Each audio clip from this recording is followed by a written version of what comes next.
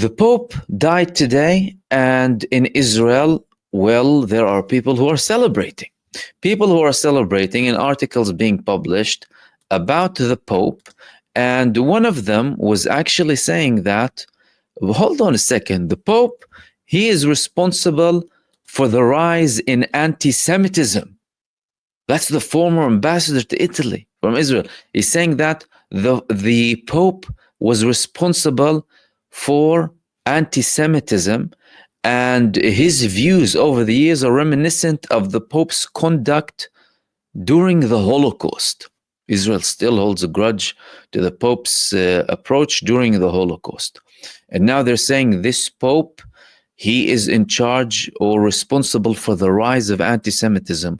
Why? For sympathizing with Gazans. Basic sympathy towards Gazans and sympathizing with the Palestinian people. As a matter of fact, there were multiple reports that the Pope himself was in daily communication with one of the churches inside of the Gaza Strip, getting constant feedback about the situation and updates. Israel didn't like that. As a matter of fact, multiple Israeli delegations went to the Vatican previously, trying to convince the Vatican to have an Israeli approach, to condemn. Do you remember the old days, the condemnation, as if the condemnation was a prerequisite to everything on earth. If you're asleep somehow, oh, do you condemn them? You wake up, do you condemn? You're brushing your teeth, do you condemn? You're about to have your coffee, do you condemn? It's as if everyone was asked to condemn the victims, the Palestinians, for standing up, barely doing anything, in comparison to Israel. But you had to condemn. Of course, this was a part of a bigger propaganda campaign and psychological warfare against the people who bravely stood up against this abhorrent genocide and its abhorrent backers as well across the world.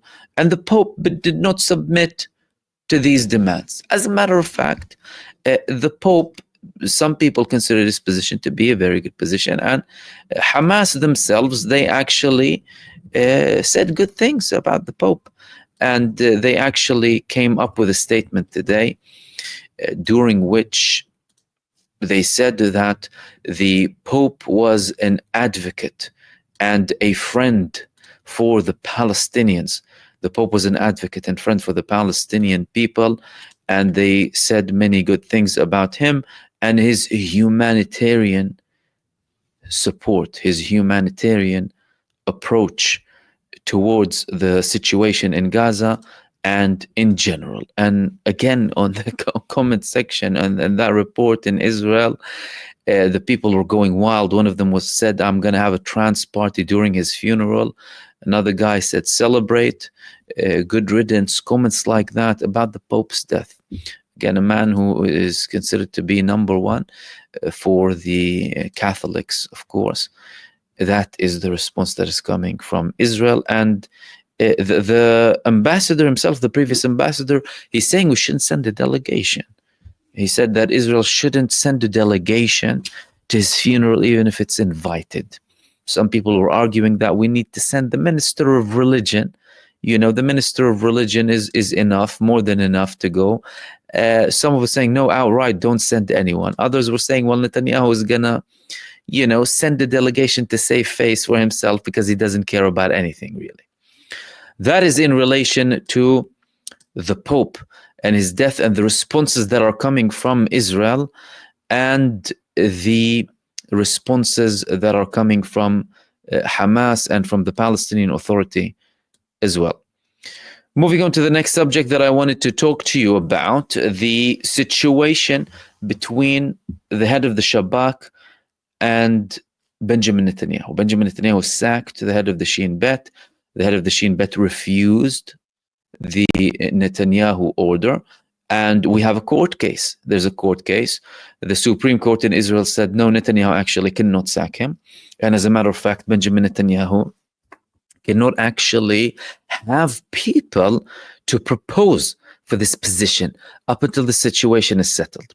Now, the more time goes by, the more it appears to be that we might reach a settlement at some point. But nothing is going to happen without a fight. And now the head of the Shin Bet is publishing more information about Benjamin Netanyahu and his conduct and his behavior with the Shin Bet and the orders that he was giving him. So there was one report in Ynet in Israel speaking about the Shin Bet chief, saying Netanyahu said, I would obey him and not the high court, and asked for details about protest activists. This is a bombshell coming from the head of the Shin Bet. Of course, Netanyahu wants to get rid of him because of the Qatar Gate, what's labeled as the Qatar Gate, and the people working around Benjamin Netanyahu who reportedly received money from Qatar, lobbyists working with the United States and Israel, and they were people very close to Benjamin Netanyahu dealing with the negotiations. Benjamin Netanyahu has been constantly talking about Qatar and, calling them supporters of terror and this and that in the media, but he has been dealing with them for over a decade, and his closest aides in his establishment received money reportedly. Now, the Shin Bet and the head of the Shin Bet, they were leading an investigation. They were leading an investigation because to them, you can't be next to the prime minister and get money like that with a country that is participant in the ceasefire agreement. What's happening exactly? Netanyahu didn't like that. Outright, of course, denied everything, although there's proof. And he wanted to sack the head of the Shin Bet now so that this investigation does not continue, because he doesn't want another investigation. And this investigation could relate to the security of the state, national security, something very serious. He already had something against him in relation to national security when he approved the sale of German submarines to Egypt, something that was equation changing at the time, and clearly knew about it. He denied initially, and then he confirmed, but he said it was agreed upon, and he did not include the people who were relevant to approve this purchase coming from Egypt, clearly getting lots of money in the process. And now he's trying to sack the head of Shin Bet because he doesn't want something else against him during a sensitive period, where he is, facing all of this a big problem with the Supreme Court, the protests, of course, against him, people signing petitions against him, all of this happening. And the head of the Shin Bet is not holding back. He's saying, he asked me to obey him directly and not obey the Supreme Court. And he wanted information about activists. Which activists? He wanted information about activists who are protesting against him. Imagine how paranoid he is. This is paranoia. You're the prime minister of a country. People are going to love you. People are going to hate you. Is there 100? Of course not. No prime minister or president or leader ever got 100% approval. I mean, even if you're a saint or an angel, you're not going to get approval 100% from 100% of the people. But if there are people protesting, supposedly in a country that calls itself democratic, with freedom of speech, people should be able to say what they want, really. Criticize the president or the prime minister, what have you. And if there is something dangerous, so let's say if something is a security breach, something that reaches a level of, for example, threatening the life of the prime minister or the president, then you have relevant security bodies in the country that deal with matters such as this. In Israel, it's the Shin Bet. So the Shin Bet will understand if there is someone actually planning to hurt Netanyahu. Now, usually, if someone is planning to hurt him or take action against him, violent or, assassination attempt or whatever, they wouldn't necessarily be going to protest, because when you're protesting, you're sending a message, you're sending multiple messages. When you put your face out there, when you're protesting, you're sending multiple messages. Number one, this is me, this is my name, and I am protesting, and I am not afraid to show my face, and I'm still going to criticize the prime minister. They know that he knows them. The security establishment are going to know them. Their names, their face identification, whatever it is.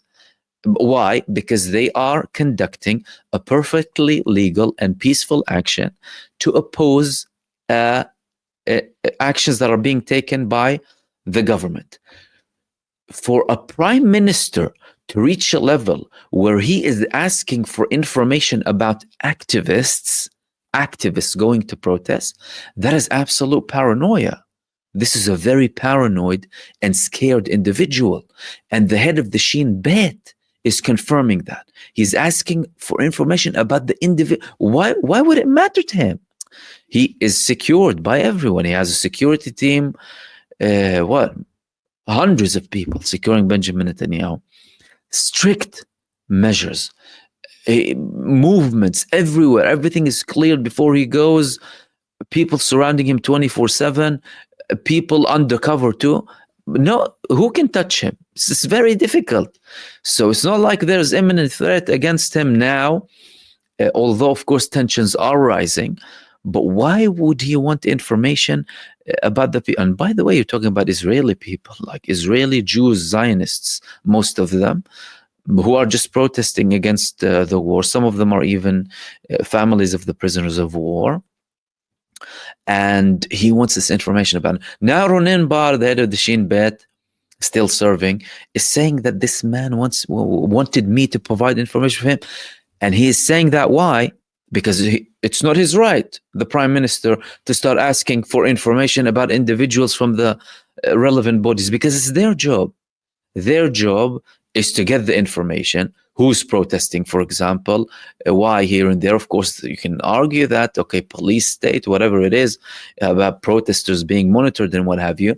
But that happens, of course, almost in every country. People are, monitored, who protests what, to what level, what slogans, what have you. Okay. But that's not his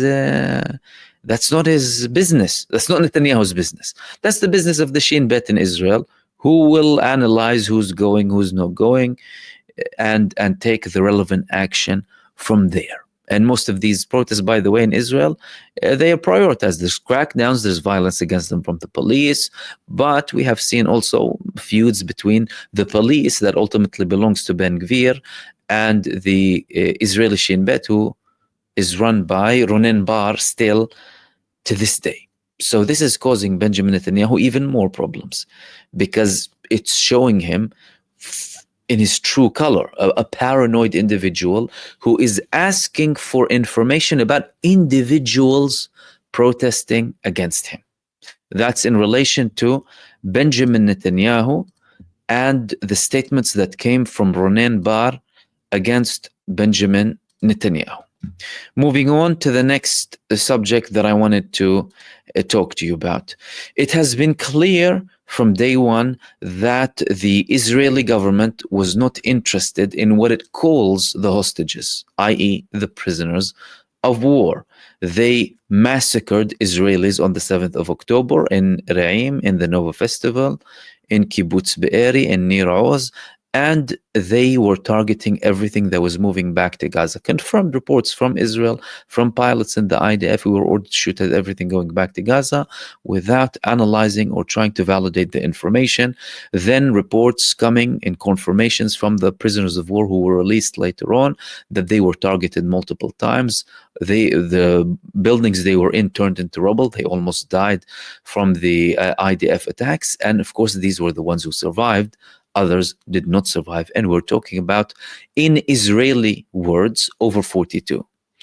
That's the bare minimum. Over 42 Israel killed deliberately. And now we've had recent reports from the Palestinian resistance saying that they conducted multiple attacks, not only against Aidan Alexander, who's most likely dead, but also other groups of prisoners of war inside of the Gaza Strip, with the Palestinian resistance saying that multiple attacks happened on the same place. It's as if Israel had some sort of intel about their whereabouts and they targeted them again. Why? So that they can kill them and get rid of this bargaining chip, what they call the bargaining chip, held by Hamas, so that they can strip them of power. Okay, or negotiating power or leverage or cards. But they always claimed that it's the hostages, and bring back the hostages, and everything will end, and the hostages, or the sausages, as Keir Starmer said at one point. And of course, world leaders, hostages, the endless babbling. Is the Israeli government interested in the hostages? No, they're not. Of course not. They kill them. They brutalize them. They murder them. They call the families of the prisoners of war Hamas. But now, thankfully, they reveal themselves again. They reveal themselves time after time. This is what's good about this government. They constantly do us a favor, everyone a favor. I mean, of course, mainstream media will deny or ignore or not report, but thankfully, it's in Israeli media. Sometimes you just quote them. Okay, what happened now? Smotrich is saying the kidnapped are not the most important target. Can you get more blunt than that? I thought it was about the hostages. I thought it was about the hostages or sausages, as Starmer said, kid starver. It's not about them. The person who is, the most powerful person in the government after Netanyahu, Smotrich, is saying they're not the most important target. As a matter of fact, you can understand from Netanyahu's statements, from reading between the lines, that Netanyahu himself doesn't consider them to be the most important target, because he's saying we're not willing to get to a deal at any cost. Meaning, person doesn't care, dude. The man doesn't care about them outright. They are not the most important target. Can you get clearer than that? It's just one step away from saying they're not even a target. They're not even an aim. It's not even an aim to get them back. And of course, people were fuming, and some politicians from the opposition were criticizing.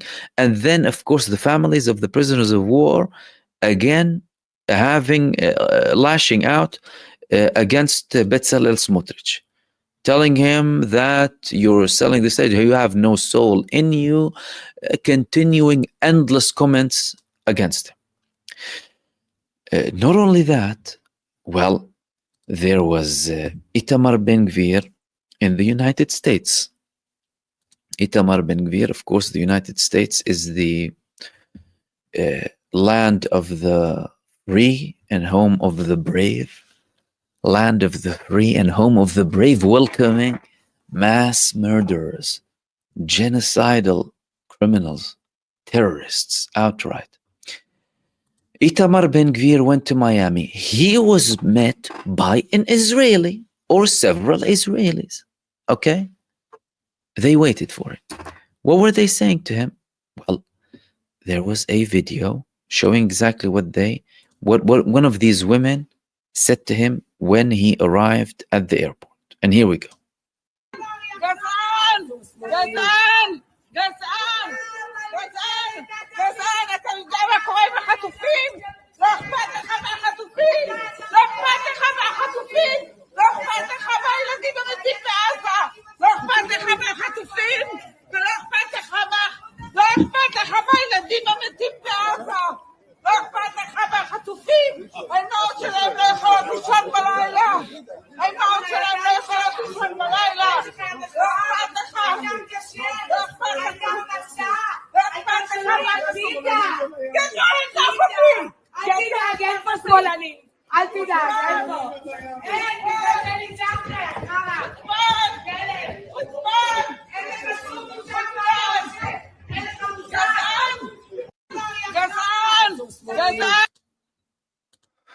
So they didn't spare him anything. Racist, you don't care about the hostages, you don't care about the children in Gaza too, and you're a racist, you're a dog, you're a S, the S word. And his response is, you're a leftist. That's his response, leftist. The only thing that was missing, that he would call her Hamas. That was the only thing left, of course, Hamas. Anyway, these people, that's escalating inside of Israel, outside of Israel, from Israelis themselves, following Ben-Gvir anywhere he goes, not just Netanyahu, but the ministers of Benjamin Netanyahu as well. Which leads me to the final thing that I wanted to share with you in this live stream. Benjamin Netanyahu received multiple okays or approvals from Donald Trump. Donald Trump, as soon as he came to power, he started saying, all hell will break loose if Hamas doesn't accept the deal. Then we had the moment when he sent Witkoff, and Witkoff told Netanyahu, well, that hell that Trump was talking about includes you if you don't reach a ceasefire. The ceasefire happened. Trump started to come up with these absurd, bizarre, abhorrent, morally depraved propositions for Gaza, preposterous, saying that they need to leave and it's going to be a state, basically, or, another Mar-a-Lago. It's fine to do, okay, and the people will leave and we're going to turn it into one wonderful place. Okay, but according to one of Benjamin Netanyahu's closest ex-allies, who is now a very vocal critic, a person who criticizes him very well, a critical voice against him, Avigdor Lieberman. He was in Netanyahu's government, previously served as the defense minister, deputy prime minister, and as a matter of fact, his party and the Likud party once merged, only for them to later on split, similar to what happens with almost everyone who went into a government with Benjamin Netanyahu. That's why at one point we've had 6 elections in 7 years in Israel. Avigdor Lieberman, there was a statement from him, and they're calling it in Israel a bombshell. This statement is a bombshell coming from Avigdor Lieberman. What is this bombshell coming from Avigdor Lieberman? He was speaking about the United States and Iran, Gaza, and he's saying Netanyahu doesn't have any intention of attacking the nuclear program in Iran. It's all talk, all nonsense. And we are at a boiling point. Violent discourse is rampant on the networks. I mean, we spoke about some of the things that are being, mentioned and posted in Israeli social media, much more on other social medias too, and comments, of course, on news and updates. But the bombshell, according to Avigdor Lieberman, is not any of that. Is the fact that he went and he visited an American official who is very close to Donald Trump. And according to that report, after he met with this official who was very close to Donald Trump, he said, well, I spoke with Saturday, an old friend in Washington, is very knowledgeable about American politics. He told me serious things. He said that Bibi is starting to get on Trump's nerves and that he is starting to lose patience and attention to Israel. This has far-reaching consequences. We see that Trump is not counting Netanyahu nor Israel. They are going to conduct negotiations with Hamas alone without taking us into account. This is a little bit different than what we're seeing. This is a little bit different than the statements of Donald Trump, this full support, this criticism of Hamas, all of these plans, the all hell will break loose and get them out now and free them but there is something to it. Why is there something to it? There's something to it because, number one, Witkoff was reported to tell Benjamin Netanyahu that the hell includes you if you don't get a ceasefire. Okay, we got in, Israel broke it. All right. Then there were other things too that indicate that Trump wasn't necessarily relying only on Israel in terms of the negotiations, in relation to the negotiations. Why? Well, because they had direct talks with Hamas at one point, didn't they? Adam Bowler, who called Hamas nice guys, they're just like us, nice guys like us. I spoke to you about the Knafi report, right? Knafi and orange juice after midnight between Hamas and US officials. They got a little bit peckish after midnight negotiating. And clearly that means that Donald Trump was not necessarily relying on Benjamin Netanyahu to reach a deal because Well, he wants a deal at the end of the day. They don't want this to go on forever. That's an argument. The other argument is, of course, well, they're still providing them with weapons. He's still supporting them endlessly, which is valid and accurate. But that doesn't necessarily always reflect what happens behind the scenes. What happens behind the scenes is a little bit different than what we see in the headlines or by the statements. Now, did these things happen before? They did. They did happen with the Obama administration. They happened with the Biden administration too. Over a year ago, there was this call that happened between Joe Biden and Benjamin Netanyahu, when Joe Biden was reportedly swearing at Benjamin Netanyahu and SOB and this and that. And after that, there was a period. At the time, I called it the semi-ceasefire, the undeclared ceasefire. Things started to de-escalate. More aid was starting to go in, and Palestinians were starting to go back to the north. Prisoners were being released too. Are we seeing a situation like this? Perhaps.